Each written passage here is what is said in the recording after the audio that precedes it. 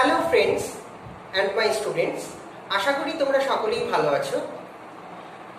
আজকের ভিডিওতে আমি এমন একটি বিষয় নিয়ে আলোচনা করব যেটি জীববিদ্যার একটি বেসিক টপিক এবং এটি ক্লাস 10 থেকে শুরু করে আপ টু মাস্টার ডিগ্রি পর্যন্ত লাইফ সায়েন্সের যে কোনো বিষয় নিয়ে পাঠরত ছাত্রছাত্রীদের পক্ষে খুবই গুরুত্বপূর্ণ।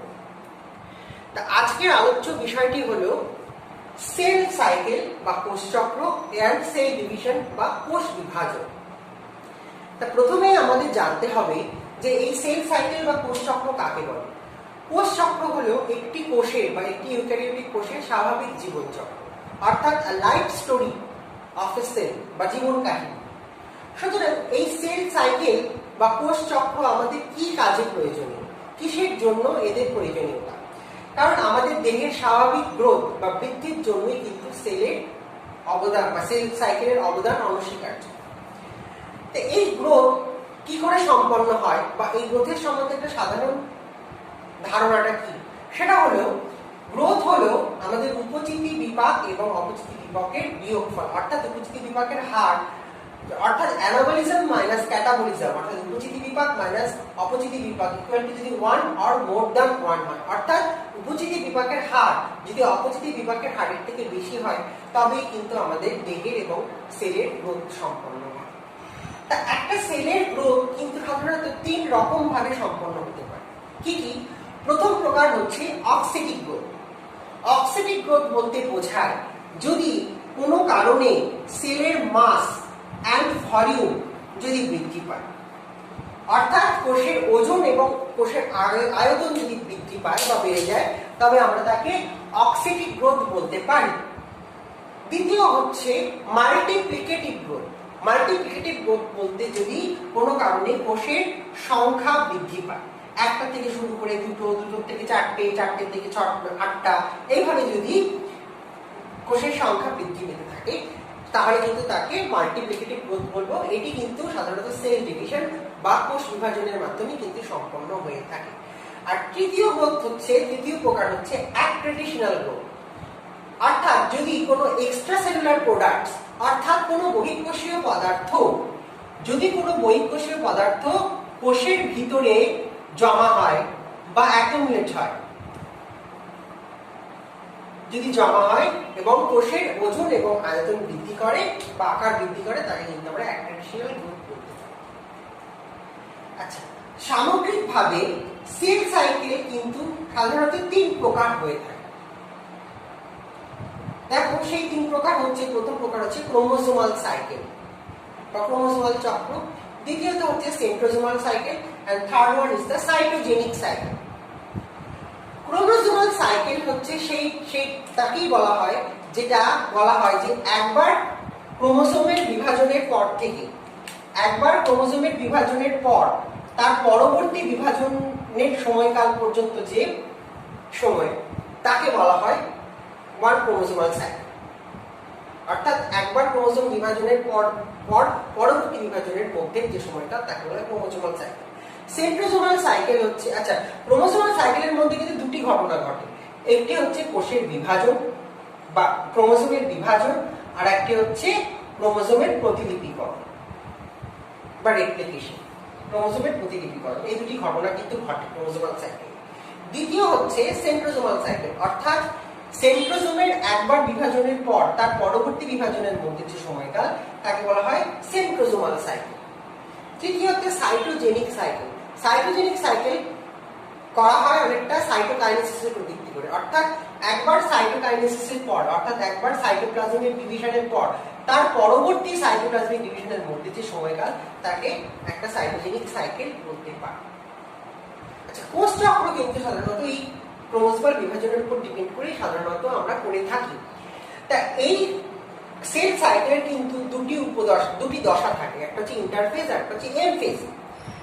এবং ইন্টারফেজকে আমরা 3টি উপদশায় বিভক্ত করতে পারি, যেমন G1, S এবং G2 ফেজ। আর এম ফেজ হচ্ছে সেল ডিভিশনাল ফেজ। আসো তাহলে আমরা দেখে নিই যে এই কোষ চক্রের বিস্তারিত আলোচনা। তা আমরা দেখো, এটি হলো একটি ইউক্যারিওটিক কোষচক্র বা সেল সাইকেল। সমগ্র কোষচক্রকে আমরা দুটি দশায় বিভক্ত করতে পারি, একটি দীর্ঘ সময়ব্যাপী ইন্টারফেস দশা এবং একটি ক্ষুদ্র সময়ব্যাপী এম দশা বা কোষ বিভাজন দশা। ইন্টারফেস দশা হচ্ছে কোষের বিশ্রামরত অবস্থা, যে সময়ে কোষের বিপাকীয় কার্য এবং সংশ্লেষ সব থেকে বেশি বৃদ্ধি পায়, যেটি এম দশায় খুবই ধীর গতিতে সম্পন্ন হয় বা প্রায় সম্পূর্ণরূপে বন্ধ হয়ে যায়। আচ্ছা, ইন্টারফেস দশাকে কিন্তু আবার তিনটি উপদশায় বিভক্ত করা যেতে পারে। যেমন প্রথম হচ্ছে G1 বা গ্যাপ 1 ফেজ, দ্বিতীয় হচ্ছে সিনথেটিক ফেজ বা এস ফেজ বা সংশ্লেষ দশা, এবং তৃতীয় হচ্ছে G2 ফেজ বা গ্যাপ 2 ফেজ। এই তিনটি উপদশায় বিভক্ত করা যেতে পারে। তার মধ্যে G1 ফেজের সময়কাল সব থেকে বেশি, প্রায় 12 থেকে 14 ঘন্টা হয়, তবে কোষ বিশেষে এগুলো কিন্তু এই সময়কাল কিন্তু এদের বিভিন্নতা থাকে। যেমন এক্ষেত্রে 12 থেকে 14 ঘন্টার বেশিও হতে পারে বা কমও হতে পারে। আচ্ছা, এস ফেজ বা সিনথেটিক ফেজের সময়কাল 6 থেকে 8 ঘন্টা বা 8 থেকে 10 ঘন্টা হতে পারে বা তার থেকে কম বেশিও হতে পারে। G2 ফেজ সাধারণত 3 থেকে 4 ঘন্টা হতে হয়, এবং এম দশা কিন্তু সব থেকে ছোট, 45 মিনিট থেকে 1 ঘন্টার মধ্যেই কিন্তু এম দশা বা কোষ বিভাজন সম্পন্ন হয়ে থাকে। আচ্ছা, G1 ফেজে কী কী ঘটনাগুলিগুলো ঘটে সেগুলো আমাদের জানা দরকার। যেমন G1 ফেজে কী কী ঘটনা ঘটে না, বিভিন্ন ধরনের আরএনএ সংশ্লেষিত হয়, যেমন এমআরএনএ, টিআরএনএ, আরআরএনএ, এগুলো কিন্তু সাধারণত ট্রান্সক্রাইব হয় এই পর্যায়ে। বিভিন্ন ধরনের প্রোটিন ট্রান্সলেশন বা প্রোটিন সিনথেসিস হয়, যেমন প্রথমে হতে রেগুলেটরি প্রোটিনস, যেগুলো মাইটোসিস বা এম দশাকে নিয়ন্ত্রণকারী প্রোটিনস, সেগুলো সংশ্লেষিত হতে পারে। দ্বিতীয়ত হচ্ছে এস দশা বা সংশ্লেষ দশায় যে ডিএনএ প্রতিলিপিকরণ ঘটে, সেই ডিএনএ প্রতিলিপিকরণের জন্য যেসব প্রয়োজনীয় উৎসেচকগুলো প্রয়োজন হয়, যেমন ডিএনএ পলিমারেজ, গাইরেজ, তারপর Toppo isomerase, helicase, SSB proteins, এইগুলো কিন্তু এই G1 দশায় সংশ্লেষিত হয়। তৃতীয়ত হচ্ছে মাইটোসিস সম্পাদন করার জন্য যে মাইটোটিক অ্যাপারেটাস বা বেম স্পিন্ডল, সেগুলো কিন্তু সংশ্লেষিত হয় এই G1 দশায়। আচ্ছা, এছাড়াও বিভিন্ন ধরনের মেমব্রেন বা কোষ পর্দাও কিন্তু সংশ্লেষিত হয়, যেগুলো কোষ পর্দার গায়ে মেমব্রেন ব্লেপস হিসেবে সঞ্চিত হয়। আচ্ছা, এস দশা মানে হচ্ছে সিনথেটিক ফেজ বা সংশ্লেষ দশা। সংশ্লেষ দশার নাম শুনেই বোঝা যায় যে এখানে কোনো কিছু সংশ্লেষিত হয় না। কি সংশ্লেষিত হয় না, এখানে ডিএনএ সিনথেসিস হয় বা ডিএনএ রেপ্লিকেশন ঘটে, ডিএনএ সংশ্লেষ ঘটে। ডিএনএ রেপ্লিকেশনের মাধ্যমে কিন্তু আমাদের যে যতগুলো ক্রোমাটিন বা ক্রোমোজোম থাকে তার সংখ্যা কিন্তু দ্বিগুণ হয়ে যায়। অর্থাৎ মানবদেহে যদি 46টা ক্রোমোজোম থাকে, সেগুলি দ্বিগুণ হয়ে 92টা ক্রোমাটিডে পরিণত হয়। যদি কারো 4টে থাকে, সেটা 4 দুগুণ 8টা ক্রোমাটিডে পরিণত হবে। এছাড়াও কিন্তু এখানে হিস্টোন নামক এক ধরনের প্রোটিন সংশ্লেষিত হয়, যেগুলি নিউক্লিওজোম গঠনের মাধ্যমে ক্রোমোজোমের ঘনীভবন এবং ডিএনএ প্যাকেজিংয়ের খুব সহায়তা করে। এটি মাইটোসিসের সময় সম্পন্ন হয় এই ঘটনাটি। আচ্ছা, এর পরের ফেজ হচ্ছে G2 ফেজ। G2 ফেজেও কিন্তু বিভিন্ন ধরনের আরএনএ এবং প্রোটিন সংশ্লেষিত হয়, যেগুলো কিন্তু কোষের সাধারণ বৃদ্ধির জন্য দায়ী, রেসপন্সিবল, সেগুলো কিন্তু এখানে সংশ্লেষিত হয়। এন দশায় কোষ বিভাজন ঘটে। আচ্ছা, এই তিনটে উপদশা ছাড়াও কিন্তু আরেকটি দশা দেখা যায়, যেটিকে বলা হয়ে থাকে G0 ফেজ বা G0 দশা। এই G0 দশা হচ্ছে একটি পার্মানেন্ট বিশ্রামরত অবস্থা, যেখানে প্রবেশ করলে কোষ কিন্তু আর কোষ বিভাজনে অংশগ্রহণ করে না এবং কোষ বিভাজন থেকে নিজেকে পুরো সম্পূর্ণরূপে সরিয়ে নেয়, যতক্ষণ না কোনো উদ্দীপক তার উপর প্রয়োগ করা হয়। যদিও স্নায়ুকোষ বা নিউরন এই G0 দশায় অবস্থান করে এবং এদের উপর উদ্দীপক প্রয়োগ করলেও কিন্তু এরা কোষ মানে ইন্টারফেস দশায় প্রবেশ করতে পারে না।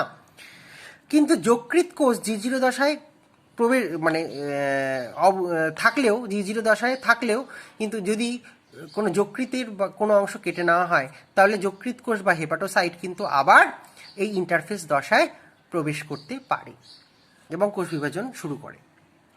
আচ্ছা, দেখো, এই কোষচক্রের বিভিন্ন অংশে কতগুলি ক্রিটিক্যাল পয়েন্টস দেখা যায়, যেগুলো যদি কোষচক্রকে আমি ঘড়ির মতন দেখিয়েছি, ঘড়ির অ্যান্টি ক্লকওয়াইজ ডিরেকশনে কিন্তু কোষচক্র সম্পন্ন হয়, এবং দেখো মানে ঘড়ির কাঁটার দিকে, এবং এই ঘড়ির কাঁটার মতন যে কাঁটার অংশগুলো দেখিয়েছি, ঘন্টার কাঁটা, সেকেন্ডের কাঁটা, মিনিটের কাঁটা, এগুলো কিন্তু এক ধরনের points, critical points কোষচক্রের।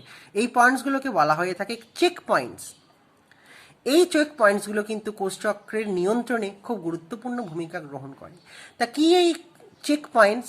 Check points হচ্ছে অনেকটা চেক পোস্টের মতন। আমাদের এক রাজ্য থেকে অন্য রাজ্যে যেতে গেলে কিংবা এক দেশ থেকে অন্য দেশে যেতে গেলে রাস্তার উপরে যে চেক পোস্ট থাকে, যেখানে বিভিন্ন ধরনের গাড়ি চেক করা হয়, মানে যেগুলো কোনো রকম যাতে কোনো রকম চোরাই মাল বা বেআইনি মাল এক রাজ্য থেকে অন্য রাজ্যে পাচার না হয় কিংবা এক দেশ থেকে অন্য দেশে পাচার না হয়, সেগুলো কিন্তু এখানে সেগুলো এই চেকপোস্টে চেক করা হয় যাতে দেশের বা জনজাতির কোনো ক্ষতি না হয়। ঠিক একই রকমভাবে এইসব চেক পয়েন্টেও কিন্তু কোষের সংশ্লেষিত বিভিন্ন ধরনের উপাদান, বিভিন্ন ধরনের উৎসেচকগুলো কিন্তু বা ফ্যাক্টরসগুলো ঠিক মতন তৈরি হয়েছে কিনা সেটা চেক করা হয়। যদি ঠিক মতন তৈরি না হয় তাহলে কোষ কিন্তু ছাড় পায় না পরবর্তী দশায় প্রবেশের জন্য, সে কিন্তু পুনরায় আগের অবস্থায় বা G0 দশায় ফিরে আসতে পারে। তা এইরকম তিনখানা চেক পয়েন্ট দেখা যায়। যেমন প্রথম চেক পয়েন্ট দেখা যায় G1 দশার শেষের দিকে, সেটাকে বলে G1 চেক পয়েন্ট। এই G1 চেক পয়েন্টে কি কি চেক করা হয় না, মূলত যেটা চেক করা হয় সেটি হচ্ছে এস দশায় ডিএনএ সংশ্লেষের জন্য বা ডিএনএ রেপ্লিকেশনের জন্য যেসব প্রয়োজনীয় উৎসেচক দরকার, পলিমারেজ, গাইরেজ, হেলিকেজ, এই ধরনের উৎসেচকগুলো ঠিকঠাক তৈরি হয়েছে কিনা বা ঠিকঠাক সংশ্লেষিত হয়েছে কিনা G1 দশায় সেটা মাপা হয়। এছাড়া কোষের বৃদ্ধি ঠিক মতন হয়েছে কিনা কিংবা বিভিন্ন ধরনের রেগুলেটরি প্রোটিনস ফ্যাক্টরগুলো ঠিক মতন সংশ্লেষিত হয়েছে কিনা, মেমব্রেন বায়োসিনথেসিস কমপ্লিট হয়েছে কিনা, এগুলো কিন্তু সব চেক করা হয় এই G1 চেক পয়েন্টে। যদি কোনো রকম অস্বাভাবিকতা থাকে তাহলে কিন্তু কোষ পুনরায় G0 কিংবা G1 দশায় ফিরে আসে। আচ্ছা, দ্বিতীয় চেক পয়েন্ট দেখা যায় G2 দশা শেষের দিকে, প্রায় M দশায় প্রবেশের মুখে। আচ্ছা, দ্বিতীয় চেক পয়েন্ট দেখা যায় G2 দশার শেষের দিকে বা M দশায় প্রবেশের মুখে। এটাকে বলা হয় G2 চেক পয়েন্ট। যে চেক পয়েন্টে মূলত যেটা চেক করা হয় সেটা হচ্ছে S দশায় প্রত্যেকটা ক্রোমোজোম মাত্র একবার প্রতিলিপি গঠন করেছে কিনা, অর্থাৎ প্রত্যেকটি ক্রোমোজোম মাত্র একবার, দুবার তিনবার হলেও কিন্তু হবে না, মাত্র একবার প্রতিলিপি গঠন করেছে কিনা। অর্থাৎ যদি আমাদের 46টা ক্রোমোজোম থাকে সেটি 92টা ক্রোমাটিড তৈরি করেছে কিনা সেটা কিন্তু মূলত চেক করা হয় এই দশায়।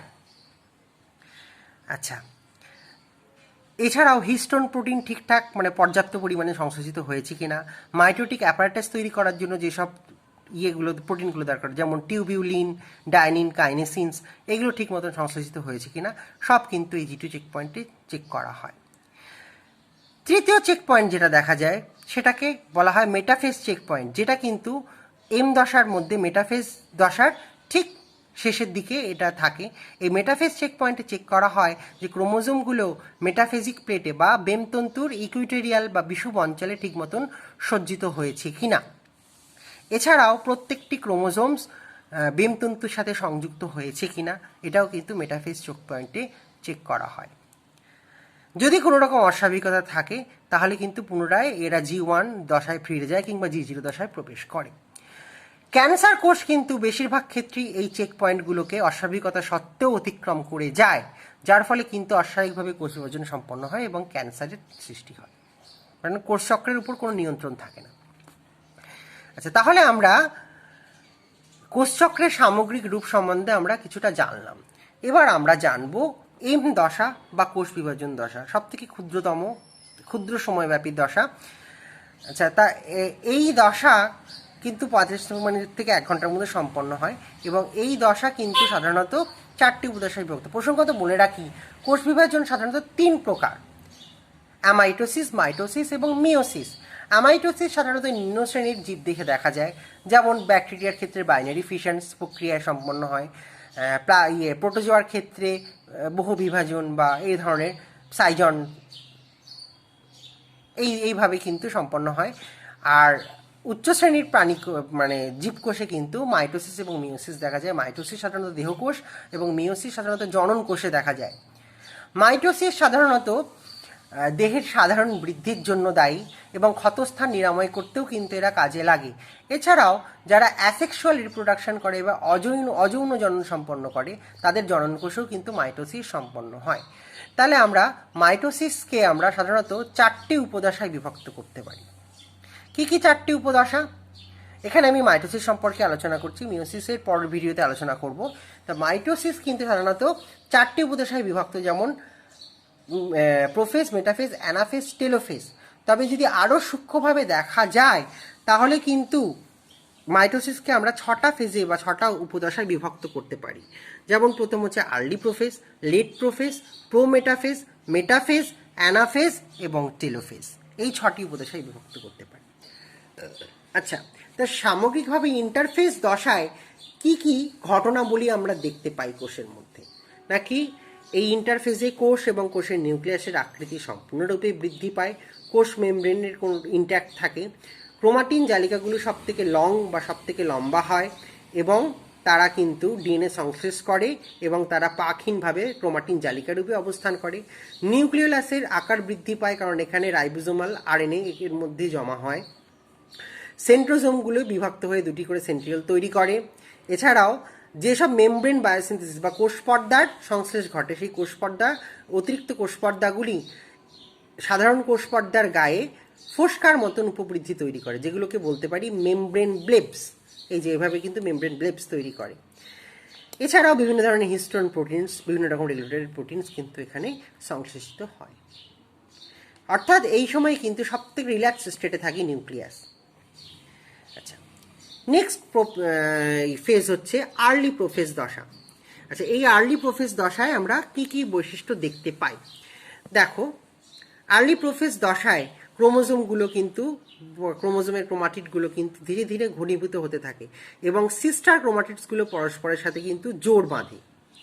কিভাবে জোর বাঁধে? না, কোহেসিন নামক একটা প্রোটিনের আবির্ভাবে কিন্তু তারা পুরো ক্রোমাটিডের পুরো অংশ বা পুরো দেহ দ্বারাই কিন্তু একে অপরের সাথে যুক্ত থাকে। যদিও আগে বলা হতো যে সেন্ট্রোমিয়ার অংশে, না, তা কিন্তু না, কোহেসিন প্রোটিনের প্রভাবে এরা পুরো অংশ দ্বারাই কিন্তু এরা যুক্ত থাকে পরস্পরের সাথে এবং এরা কিন্তু কিছুটা নিউক্লিয় পর্দার দিকে সরে আসে, নিউক্লিওলাস বিলুপ্ত হতে থাকে, নিউক্লিয় পর্দারও বিলুপ্তিকরণ শুরু হয় এবং সেন্ট্রোজোমগুলো কিন্তু তাদের বিপরীত মেরুর দিকে অগ্রসর হতে থাকে। কোষ কিন্তু একদম গোলাকার আকৃতি ধারণ করে। এই হচ্ছে আর্লি প্রোফেজ দশার সাধারণ বৈশিষ্ট্য। দ্বিতীয় হচ্ছে লেট প্রোফেজ দশা। লেট প্রোফেজ দশায় কি কি আমরা দেখতে পাই? দেখো, ক্রোমোজোমগুলো আরও ঘনীভূত হয়ে দেশলাই কাঠির মতন আকৃতি ধারণ করে এবং এরা নিউক্লিয় পর্দার একদম পরিধির দিকে সরে আসে এবং মাঝের অংশটা কিন্তু প্রায় খালি হয়ে যায়। নিউক্লিওলাস সম্পূর্ণরূপে বিলুপ্ত হয় এবং কি বলা হয়, সেন্ট্রিওলগুলো কিন্তু পরস্পরের সাথে এরকমভাবে বেমতন্তু সৃষ্টি করতে শুরু করে। নেক্সট দশা হচ্ছে প্রোমেটাফেজ দশা। প্রোমেটাফেজ দশায় দেখা যায় নিউক্লিয় পর্দা প্রায় সম্পূর্ণরূপেই বিলুপ্ত হয়ে যায় এবং সেন্ট্রোজোমগুলো কিন্তু তাদের বেমতন্তু সৃষ্টি করতে থাকে, করতে থাকে। সাধারণত 3 ধরনের বেমতন্তু বা তন্তু কিন্তু স্পিন্ডেল ফাইবার আমরা কিন্তু এখানে দেখা যায়। যেমন প্রথম প্রকার হচ্ছে কাইনেটোকোর তন্তু বা কাইনেটোকোর ফাইবার, আর যাকে বলা হয়ে থাকে, আচ্ছা এটা সম্বন্ধে আমি পরে আসছি। তার আগে বলে রাখি যে এই সময় কি কি বৈশিষ্ট্য দেখা যায়। যেমন এই যে ক্রোমোজোমগুলো দেখছো, এই ক্রোমোজোমগুলোর মধ্যে কিন্তু একটা অস্থির গতি দেখা যায়, অর্থাৎ ক্রোমোজোমগুলো কিন্তু তাদের অক্ষের চারিদিকে খুব দ্রুত বেগে ঘুরতে থাকে এবং তাদের ব্যাকফোর্ট একটা অসিলেশন বা দোলন দেখা যায়। এই দোলনের কারণ হচ্ছে যে সেন্ট্রোজোম থেকে সৃষ্ট যেসব বেমতন্তুগুলো সেগুলোকে ক্যাপচার বা তাদের সাথে সংযুক্ত হওয়ার জন্যই কিন্তু ক্রোমোজোমের এরকম একটা অস্থির গতি লক্ষ্য করা যায়। আচ্ছা, এর পরের ফেজটা যেটাকে বলা হয় মেটাফেজ। মেটাফেজের কি কি বৈশিষ্ট্য আমরা দেখতে পাই? দেখো, মেটাফেজ দশায় সেন্ট্রোজোম থেকে কিন্তু বেমতন্তু গঠন প্রায় সম্পূর্ণ হয়, কারণ এই সেন্ট্রোজোমের মধ্যে এক ধরনের মাইক্রোটিউবিউল অর্গানাইজিং সেন্টার বা এমটিওসি থাকে। এই এমটিওসি কিন্তু বিভিন্ন ধরনের অনুনালিকা সংগঠন করতে পারে এবং এই অনুনালিকা দ্বারাই কিন্তু এইসব বেমতন্তুগুলো তৈরি হয়। সাধারণত মানুষের ক্ষেত্রে 30 থেকে 40টি অনুনালিকা একসাথে সংযুক্ত হয়ে বান্ডেল আকারে এই বেমতন্তু বা বিভিন্ন রকমের তন্তু তৈরি করতে পারে। তিন ধরনের তন্তু দেখা যায়। যেমন প্রথমে বলতে পারি কে কে ফাইবার অর্থাৎ কাইনেটোকোর ফাইবারস অথবা ক্রোমোজোমাল ফাইবারস বা ক্রোমোজোমাল তন্তু, যেগুলো কিন্তু সাধারণত ক্রোমোজোমের সাথে যুক্ত হয়। দ্বিতীয় হচ্ছে পি ফাইবার বা পোলার ফাইবার, যেগুলো কিন্তু এক মেরুর থেকে অন্য মেরু পর্যন্ত নিরবচ্ছিন্নভাবে বিস্তৃত থাকে, কোনো ক্রোমোজোমের সাথে এরা কিন্তু সংযুক্ত থাকে না। আর তৃতীয়ত হচ্ছে অ্যাস্ট্রাল ফাইবার বা অ্যাস্ট্রাল রে যাকে বলা হয়, যারা কিন্তু সেন্ট্রোজোম থেকে প্লাজমা পর্দার দিকে বা কোষ পর্দার দিকে এরা কিন্তু বিস্তৃত থাকে এবং কোষ পর্দার সাথে সেন্ট্রোজোমকে এরা সংযুক্ত রাখে, যাতে দুটি সেন্ট্রোজোম তাদের মেরুর থেকে কাছে সরে না আসে বা দূরে সরে না যায়, তাদের নিজস্ব অবস্থানে তাদেরকে ফিক্সড রাখে। মেটাফেজ দশার বৈশিষ্ট্য হলো যে ক্রোমোজোমগুলো কিন্তু ঠিক দুটি মেরুর প্রায় মধ্যবর্তী বিষুব অঞ্চলে, যেটাকে বলে ইকুইটোরিয়াল প্লেন অর মেটাফেজিক প্লেট, সেই মেটাফেজিক প্লেটের মধ্যে কিন্তু তাদের সেন্ট্রোমিয়ারগুলো সজ্জিত থাকে। এটি হচ্ছে এই দশার সবথেকে গুরুত্বপূর্ণ বৈশিষ্ট্য। এই মেটাফেজ ক্রোমোজোমের মেটাফেজ ক্রোমোজোম সম্পর্কে কিন্তু আমাদের একটু জ্ঞান থাকা দরকার, আমাদের একটু জানা দরকার। দেখো, এই একটি মেটাফেজ ক্রোমোজোমের আমি একটি চিত্র দেখিয়েছি। দেখো, মেটাফেজ ক্রোমোজোমের এই দুটি হচ্ছে সিস্টার ক্রোমাটিডস, এবং এই সিস্টার ক্রোমাটিডসের মধ্যে দেখো এক ধরনের আঠা জাতীয় এক ধরনের প্রোটিন থাকে, যার ফলে কিন্তু দুটি সিস্টার ক্রোমাটিডস পরস্পরের সাথে সংযুক্ত থাকে প্রায় প্রোফেজ দশা পর্যন্ত। এবং এই প্রোটিনগুলোকে বলা হয়ে থাকে কোহেসিন। এই ধরনের প্রোটিনসগুলোকে বলা হয় কোহেসিনস। এই কোহেসিনের মাধ্যমেই কিন্তু দুটি সিস্টার ক্রোমাটিড পরস্পরের সাথে সংযুক্ত থাকতে পারে। এছাড়াও দেখো, প্রোফেজ দশার থেকেই কিন্তু যে এই ক্রোমোজোমের সেন্ট্রোমিয়ার অংশ, এই সেন্ট্রোমিয়ার অংশ বলে, সাধারণত সেন্ট্রোমিয়ার অংশেই কিন্তু পরস্পরের সাথে তারা যুক্ত থাকতে পারে। এই সেন্ট্রোমিয়ার অংশের দুই পাশে অর্থাৎ উপরের দিকে এবং নিচের দিকে কিন্তু এক ধরনের প্রোটিন জমা হয়, ত্রিস্তরীয় প্রোটিন জমা হয়, যাকে বলা হয়ে থাকে কাইনেটোকোর। এই কাইনেটোকোরের তিনটে স্তর থাকে। একটা হচ্ছে ফার্স্ট লেয়ার, যেটা কিন্তু সেন্ট্রোমিয়ারের উপরে অবস্থান করে। সেকেন্ড লেয়ার তার মাঝখানে থাকে এবং থার্ড লেয়ারটা থাকে একদম সবার উপরে। এই থার্ড লেয়ারের সাথেই কিন্তু কাইনেটোকোর ফাইবার বা ক্রোমোজোমাল তন্তু যুক্ত থাকতে পারে।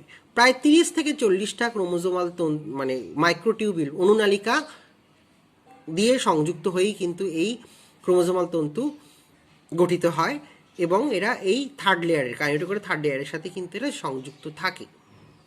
ইস্টের ক্ষেত্রে মাত্র একটা মাইক্রোটিউবিল দিয়েই কিন্তু ক্রোমোজোমাল তন্তু তৈরি হয়। আচ্ছা, প্রোফেজ দশার শেষের দিকে এবং মেটাফেজ দশায় কিন্তু শুধুমাত্র সেন্ট্রোমিয়ার অংশ ব্যতীত বাকি অংশের কোহেসিনগুলো কিন্তু সব ভেঙে যায়। কার মাধ্যমে? না, সেপারেজ নামক এক ধরনের উৎসেচক। এই সেপারেজ নামক এক ধরনের উৎসেচক মলিকিউলার কাঁচির মতন এই কোহেসিন প্রোটিনগুলোকে কেটে দিতে পারে, শুধুমাত্র সেন্ট্রোমিয়ার অংশ ব্যতীত। কারণ সেন্ট্রোমিয়ার অংশের কোহেসিন প্রোটিনকে রক্ষা করে সিকিউরিন এবং সুঘোসিন নামক দুই ধরনের প্রোটিন জাতীয় বস্তু।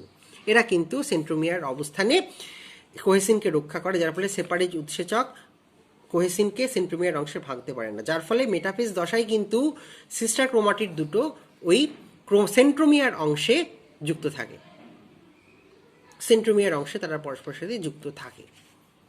আচ্ছা, এই হলো আমার মেটাফেজ ক্রোমোজোমের উল্লেখযোগ্য বৈশিষ্ট্য। তবে অ্যানাফেজ দশায় কি হয়, এই সিকিউরিন প্রোটিনস এবং সুঘোসিন প্রোটিনস দুটোই কিন্তু এমপিএফ বা ম্যাচুরেশন প্রমোটিং ফ্যাক্টর নামক এক ধরনের উৎসেচক দ্বারা এরা কিন্তু ফসফোরাইলেশন ঘটে যায় এবং এরা কিন্তু বিনষ্ট হয়ে যায়, যার ফলে কিন্তু এই কোহেসিন মলিকিউলগুলো উন্মুক্ত হয়ে পড়ে এবং সেপারেজ উৎসেচক সহজেই এই কোহেসিন মলিকিউলগুলোকে, এই কোহেসিন প্রোটিনগুলোকে ভেঙে দেয় এবং দুটো ক্রোমাটিড পরস্পর থেকে বিচ্ছিন্ন হয়ে দুই মেরুবর্তী মানে মেরুর দিকে তারা অগ্রসর হয়, পৃথকীকৃত ক্রোমোজোম। তাহলে মেটাফেজের পরেই আসে অ্যানাফেজ দশা, যেখানে কি হয়, ওই যে দুটি পৃথকীকৃত সিস্টার ক্রোমাটিডস পরস্পরের থেকে দূরে সরতে থাকে এবং তারা মেরুর দিকে গমন করে, তারা বিপরীত মেরুর দিকে গমন করতে পারে। তা এই বিপরীত মেরুর দিকে গমন করার জন্য কিন্তু এক ধরনের বিশেষ চলন দেখা যায়, যাকে বলা হয় অ্যানাফেজিক মুভমেন্ট বা অ্যানাফেজীয় চলন। এই অ্যানাফেজীয় চলন কিন্তু আবার দুই প্রকার হয়, একটা হচ্ছে অ্যানাফেজ এ চলন, আর একটি হচ্ছে অ্যানাফেজ বি চলন। আচ্ছা, অ্যানাফেজ এ চলন হয় সাধারণত কাইনেটোকোর ফাইবারের মাধ্যমে, অর্থাৎ কাইনেটোকোর ফাইবার বা ক্রোমোজোমাল তন্তুর দৈর্ঘ্য যদি ধীরে ধীরে ছোট হয়, তাহলে কি হয়, কাইনেটোকোরের ফাইবারের দৈর্ঘ্য যত ছোট হয় ততই কিন্তু ক্রোমাটিডসগুলো মেরুর দিকে পরস্পর সরে আসতে থাকে এবং মেরুর দিকে অবস্থান করে। আর অ্যানাফেজ বি চলনের ক্ষেত্রে কি হয়, এক্ষেত্রে কাইনেটোকোর ফাইবারের আকৃতি ঠিক থাকে, এরা কিন্তু আকারে ছোট হয় না, কিন্তু কি হয় যে পোলার ফাইবার বা মেরুতন্তু যেগুলোকে বলা হয়, এই মেরুতন্তু বা পোলার ফাইবারের আকৃতি কিন্তু আস্তে আস্তে বৃদ্ধি পায়, যার ফলে কি হয়, দুটি মেরু পরস্পর থেকে দূরে সরতে থাকে এবং সিস্টার ক্রোমাটিডগুলোও কিন্তু পরস্পর থেকে দূরে সরে মেরুর দিকে গমন করে। দেখো, বিজ্ঞানীরা মনে করেন এই অ্যানাফেজ এ এবং অ্যানাফেজ বি দুটি চলনই কিন্তু একসাথে ঘটে, যার ফলে কিন্তু ক্রোমোজোমগুলি পৃথকীকৃত হয় এবং দুটি আলাদা নিউক্লিয়াস তৈরি করতে পারে। আচ্ছা, এই অ্যানাফেজীয় চলনের একটি মলিকুলার মেকানিজমস রয়েছে, যে মলিকুলার মেকানিজমসটা সম্পর্কে আমি পরে আলোচনায় আসছি, পরের বিস্তারিত আলোচনায় আসছি। তার আগে আমাদের টেলোফেজ দশা সম্পর্কে জানতে হবে। আচ্ছা, টেলোফেজ দশায় কি হয়, যে দুটি নিউক্লিয়াসের আবির্ভাব হতে থাকে, মানে দুটি পৃথকীকৃত সিস্টার ক্রোমাটিডসগুলো তাদের মেরু প্রান্তে এসে উপস্থিত হয় এবং তাদেরকে ঘিরে কিন্তু নিউক্লিয় পর্দা, নিউক্লিওলাস এসবের আবির্ভাব ঘটতে থাকে, যার ফলে কিন্তু ডটার নিউক্লিয়াইয়ের আবির্ভাব হয় এবং কোষ বিভাজন সম্পন্ন হয়, নিউক্লিয় বিভাজন সম্পন্ন হয়। এইভাবে দেখো, মাইটোসিসে কিন্তু দুটো প্রক্রিয়া ঘটে, একটা হচ্ছে ক্যারিওকাইনেসিস, একটা হচ্ছে সাইটোকাইনেসিস।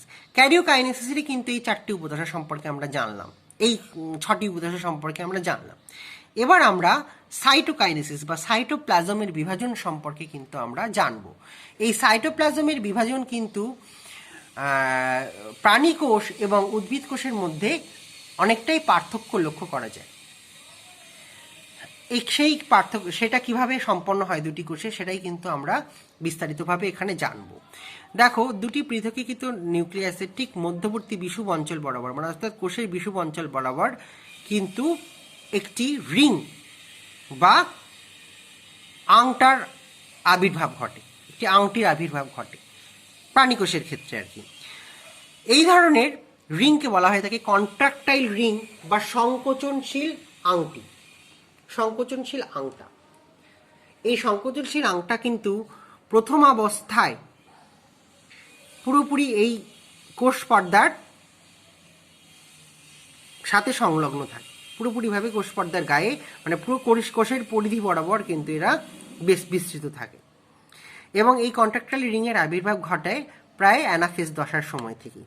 অ্যানাফেজ দশার সময় থেকেই কিন্তু এদের কন্ট্রাকটাইল রিংয়ের আবির্ভাব ঘটে এবং অ্যানাফেজ দশার শেষের দিক থেকেই কিন্তু এই সাইটোকাইনেসিস প্রক্রিয়া শুরু হয়। তা প্রাণী কোষের ক্ষেত্রে কিন্তু সাধারণত ক্লিভেজ ফাড়ো প্রক্রিয়ায় কিন্তু এই সাইটোকাইনেসিস সম্পন্ন হয়। তাই এই কন্ট্রাকটাইল রিং বা সংকোচনশীল রিং তৈরি হয় কিন্তু অ্যাক্টিন এবং মায়োসিন নামক দুই ধরনের কন্ট্রাকটাইল প্রোটিন বা সংকোচনশীল প্রোটিনের মাধ্যমে। এই সংকোচনশীল প্রোটিনগুলো কিন্তু পেশি কোষের সংকোচন প্রসারণেও কিন্তু একটি গুরুত্বপূর্ণ ভূমিকা গ্রহণ করে। পেশি কোষের সংকোচন প্রসারণের ক্ষেত্রে অ্যাক্টিন, মায়োসিন এক ধরনের সংকোচনশীল ইউনিট বা একক গঠন করতে পারে, কন্ট্রাকটাইল ইউনিট, যেগুলোকে এক কথায় সার্কোমিয়ার বলা হয়। এই কন্ট্রাকটাইল রিংয়ের ক্ষেত্রেও কিন্তু অ্যাক্টিন, মায়োসিন এক ধরনের সংকোচনশীল ইউনিট তৈরি করে এবং অনেকগুলি ইউনিট পরস্পর সংযুক্ত হয়েই কিন্তু এই কন্ট্রাকটাইল রিং বা সংকোচনশীল আংটা তৈরি হয়। দেখো, এই সংকোচনশীল আংটার সাথে কিন্তু এই চারিদিকের যে প্লাজমা মেমব্রেন বা কোষ পর্দাটা রয়েছে, সেটি কিন্তু ডেসমিন এবং অ্যাক্টিনিন নামক দুই ধরনের মানে ইন্টারমিডিয়েট ফিলামেন্টের মাধ্যমে এই কন্ট্রাকটাইল রিংয়ের সাথে সংযুক্ত থাকে, যাতে কন্ট্রাকটাইল রিং যদি সংকুচিত হয় তাহলে কিন্তু চারিধারের কোষ পর্দাটাও কিন্তু সংকুচিত হবে ভেতরের দিকে। দেখো, পেশি কোষের ক্ষেত্র থেকে এই কন্ট্রাক্টাইল রিংয়ের সংকোচনের কিন্তু একটি পার্থক্য রয়েছে। যেমন পেশিকোষের ক্ষেত্রে কি হয়, যদি অ্যাক্টিন মায়োসিন সংকুচিত হয়, তার পরবর্তীকালে কিন্তু রিল্যাক্সেশন মানে বিশ্রামরত অবস্থায় কিন্তু আবার পূর্বের অবস্থায় ফিরে আসতে পারে পেশিকোষের ক্ষেত্রে। কিন্তু এক্ষেত্রে কিন্তু এরা একবার সংকুচিত হলে আবার তার পূর্বের অবস্থায় ফিরে আসে না, তারা কিন্তু ছোটই হতে থাকে ক্রমশ। এর কারণ হলো যে প্রত্যেকবার সংকোচনের পর একটা করে কন্ট্রাক্টাইল ইউনিট কিন্তু এই কন্ট্রাক্টাইল রিং থেকে বিযুক্ত হয়ে যায় বা বেরিয়ে চলে আসে, তার ফলে সেটা ছোটই হয়, আবার পূর্বের অবস্থায় ফিরে আসতে পারে না, ক্রমশ ছোট হতে থাকে। এবং যেহেতু কন্ট্রাক্টাইল রিংয়ের আকৃতি ক্রমশ ছোট হতে থাকে, তার টানে কিন্তু এই কোষ পর্দাটাও কিন্তু পরস্পর এরকমভাবে ফাড়ো বা খাঁজ তৈরি করতে থাকে এবং খাঁজটা কিন্তু ক্রমশই ডিপ হতে থাকে, গভীর হতে থাকে। এবং এক সময় কি হয়, কন্ট্রাক্টাইল রিং সম্পূর্ণরূপে বিলুপ্ত হয়ে যায় এবং দুটো ফাড়ো পরস্পরের সাথে মিলিত হয় এবং দুটো কোষের সাইটোপ্লাজম পরস্পর থেকে বিচ্ছিন্ন হয়ে যায় এবং দুটি ডটার কোষ তৈরি করে। এই দুটি ডটার কোষের বিচ্ছিন্ন হওয়ার পরেও একটা ক্ষীণ একটা সামান্য কিছু অংশ কিন্তু এদের মধ্যে কিন্তু তখনও কিন্তু বর্তমান থাকে, একটা ক্ষীণ একটা সংযোগ কিন্তু তখনও পর্যন্ত বর্তমান থাকে। এই ক্ষীণ সংযোগকে সাধারণত মিড বডি বলে অভিহিত করা হয়ে থাকে। এই মিড বডি কিছুক্ষণ পর্যন্তই থাকে, তারপরে কিন্তু এরা বিলুপ্ত হয়ে যায়। আচ্ছা, এরপরে আমরা জানব প্লান্ট সেল বা উদ্ভিদ কোষের সাইটোকাইনেসিস সম্পর্কে। যেহেতু উদ্ভিদ কোষের সেল ওয়াল বা কোষ প্রাচীর থাকে, তাকে কিন্তু এই ক্লিভেজ প্রক্রিয়ায় মানে প্রাণীকোষের মতন ক্লিভেজ প্রক্রিয়ায় সাইটোকাইনেসিস করা কিন্তু সম্ভব নয়, কারণ সেল ওয়াল বা কোষ প্রাচীর কিন্তু বেশ দৃঢ় এবং শক্ত একটি আবরণ, তাকে কিন্তু সহজেই কিন্তু এভাবে ফাড়ো বা খাঁজ তৈরি করা সম্ভব হবে না। এক্ষেত্রে প্রাণীকোষের ক্ষেত্রে সেল প্লেট ফর্মেশনের মাধ্যমেই কিন্তু এটা সম্পন্ন হয়। দেখো, কোষ বিভাজনের মানে নিউক্লিয় বিভাজনের পর বা ক্যারিওকাইনেসিসের পর যে অবশিষ্ট পোলার ফাইবারস বা মেরুতন্তুগুলো থাকে, সেগুলো ইন্টারজেনাল তন্তু হিসেবে দুটি নিউক্লিয়াসের মধ্যবর্তী বিষুব অঞ্চলে কিন্তু এরা অবশিষ্ট থাকে। এই অবশিষ্ট অংশগুলোকে বলা হয়ে থাকে ফ্রাগমোপ্লাস্ট। অবশিষ্ট অংশগুলোকে বলা হয়ে থাকে ফ্রাগমোপ্লাস্ট। এই ফ্রাগমোপ্লাস্টের সাথে গলজি বডি নিঃসৃত বিভিন্ন ধরনের গলজি ভেসিকেলসগুলো কিন্তু এখানে জমা হতে থাকে এবং পরস্পর এই ভেসিকেলসগুলো পরস্পরের সাথে মিলিত হয়ে সেল প্লেট তৈরি করে। যত পরিমাণ গলজি ভেসিকেলস বা গলজি থলি এখানে জমা হতে থাকে, ততই কিন্তু এই সেল প্লেটের পরিধি ধীরে ধীরে কিন্তু বৃদ্ধি পেতে থাকে এবং সেল প্লেটের পরিধি বৃদ্ধি পেতে পেতে একসময় কিন্তু তারা চারিধারের কোষ প্রাচীরকে টাচ করে যায় বা ছুঁয়ে ফেলে। যখনই ছুঁয়ে ফেলে তখনই কিন্তু কোষ প্রাচীর গঠন সম্পূর্ণ হয়। এই সেল প্লেটের মধ্যে গলজি বডির থেকে নিঃসৃত বা সংশ্লেষিত বিভিন্ন ধরনের পেকটিন জাতীয় পদার্থ, ক্যালসিয়াম পেকটিন, ম্যাগনেসিয়াম পেকটিন জমা হতে থাকে এবং প্রথম গঠিত হয় মধ্য ল্যামেলা। তারপরে মধ্য ল্যামেলার দুই দিকে সেলুলোজ, হেমিসেলুলোজ, লিগনিন, সুবারিন এগুলো জমা হয়ে কিন্তু আস্তে আস্তে প্রাথমিক প্রাচীর এবং গৌণ প্রাচীর বা সেকেন্ডারি সেল ওয়াল এবং প্রাইমারি সেল ওয়াল এগুলো কিন্তু ফর্মেশন হয় এবং সেল ওয়াল বা কোষ প্রাচীর গঠন পুরোপুরি সম্পূর্ণ হয় এবং দুটি কোষের সাইটোপ্লাজম পরস্পর থেকে পৃথক হয়ে যায় এবং দুটি ডটার কোষ তৈরি করতে পারে। বেশি বড় হয়ে যাওয়ার দরুন এই ভিডিওটি এখানেই শেষ করতে বাধ্য হচ্ছি। এই ভিডিওটির পরবর্তী পর্যায়ে আমি কোষচক্রের নিয়ন্ত্রণ এবং অ্যানাফেসিক মুভমেন্টের মলিকিউলার থিওরি সম্পর্কে বিস্তারিত আলোচনা করব। ধন্যবাদ।